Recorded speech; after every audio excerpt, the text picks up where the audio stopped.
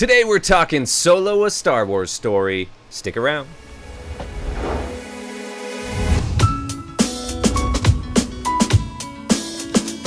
To stay up to date with me on everything, make sure you guys follow me on Twitter. It's @JoshWRB, and hit that subscribe button and notification bell if you're new, because that's the best way to stay up to date with all my videos right when they come out. Hey guys, what's up? It's Josh WRB here, bringing you a brand new review. Today, talking to you guys about Han Solo's new movie, Solo, a Star Wars story. So, this one was directed by a whole bunch of people. If you haven't heard the story, halfway through the production, Ron Howard took over, or I think it was actually longer than halfway through. Ron Howard took over and made it into a Disney movie instead of whatever it was going to be before. And to be honest, after seeing it, I really wish I just got to see what it was going to be, because in the end, it felt clunky. Even though, like, Ron Howard is amazing at sequences and, like, making things look overly cinematic and stuff, there was a few scenes where I could almost feel like the introduction was Ron Howard and the rest of the scene wasn't Ron Howard. There was a whole bunch of set pieces and wide shots and introduction shots that just felt like you were literally at like a production of a Star Wars thing at Disney World, and there's like kids, I don't know. It just, the whole movie felt like it was just a Disney ride and not a movie whatsoever. Like none of the actual bits of plot in this movie really go really anywhere. It's just a whole bunch of like, it just felt like a whole bunch, like an action sequence that eventually led to another action sequence. And with that being said, like the action sequences were really well done. The one sequence I'm talking about that was like overly good was there's like a train and they're trying to heist something, like some energy crystals or something like that. And yeah, that was done really well. But like, you're introducing a whole bunch of new characters that we've never seen before in Star Wars, in like Woody Harrelson's character attempting to be like, they're setting up Woody Harrelson's character to be like his mentor-ish, but he only does like slinger cool things every once in a while, and the rest of it, he's just kind of like an empty character. I don't know. I just never felt like anything was actually going to happen in this movie that had any bearing on Han Solo whatsoever. And in the end, I don't feel like anything really did happen. So the whole way through, I was like, the stakes are so low, that this whole movie just really doesn't matter.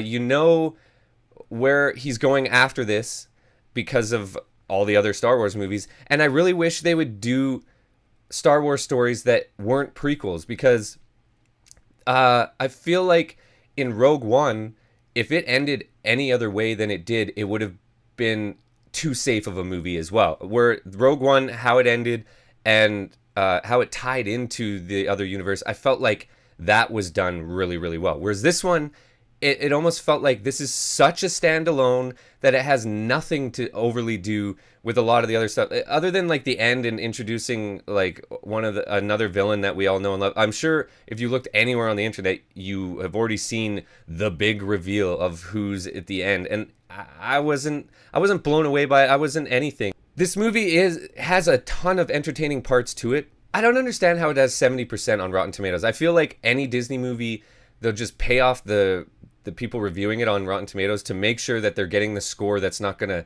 hurt their movie moving forward for getting money. This whole movie just felt like a money grab the whole way through. This is a Star Wars story. It didn't feel like a Star Wars movie to me. A lot of the time when it would pan out to like the Millennium Falcon or like whatever Star Wars ship was going in space, but then it would cut to the set that they're on inside the ship or on the planet they're on or whatever. And when it would cut to those things and it would be in those scenes, it didn't feel like a Star Wars movie. For a lot of the times to me, I was just like, this is really clunky, and it feels like they're going to a set, whereas like other Star Wars movies, you're more invested in the characters, you're more, I don't know, I just never really overly felt like he was Han Solo. The whole time I was like, yeah, he's kind of Han Solo, but I never really felt the whole way through that, yes, I'm watching Han Solo right now. He felt like he was imitating Han Solo the best he could, but it wasn't there fully. Like the way that Harrison Ford in every movie he's ever really been in, he has that like that way about him where he's just kind of like, well, even in interviews, he doesn't want to be there. He's annoyed. He seems like he's annoyed all the time regardless, or he just has that like way about it. And that's what I love about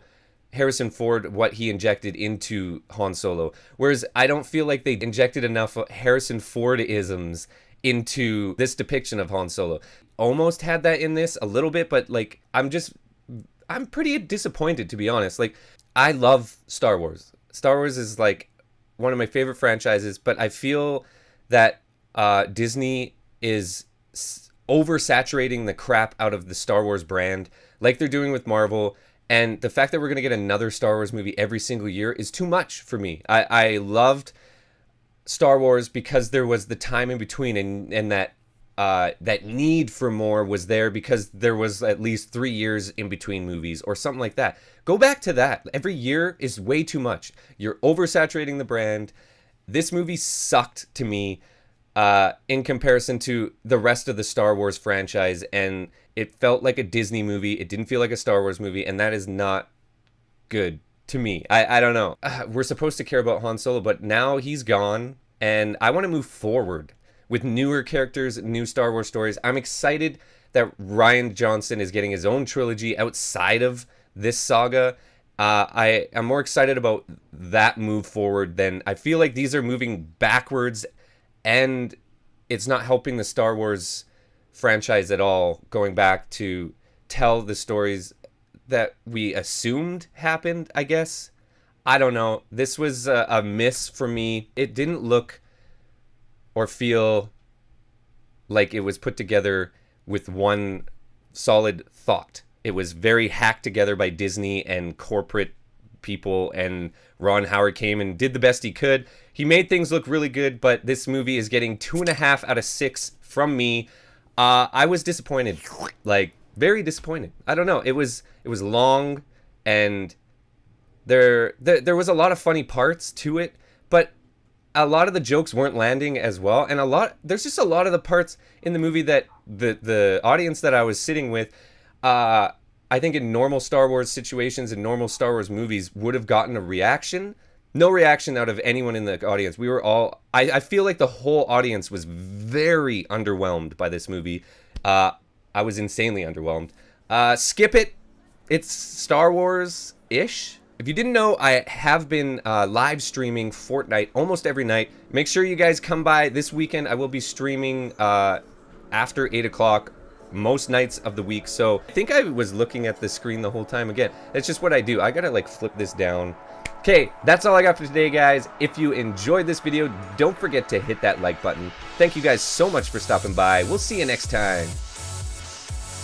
Don't forget to click this video you see on the screen. You might actually like it. Hit that subscribe button if you haven't already. Have a nice day, guys.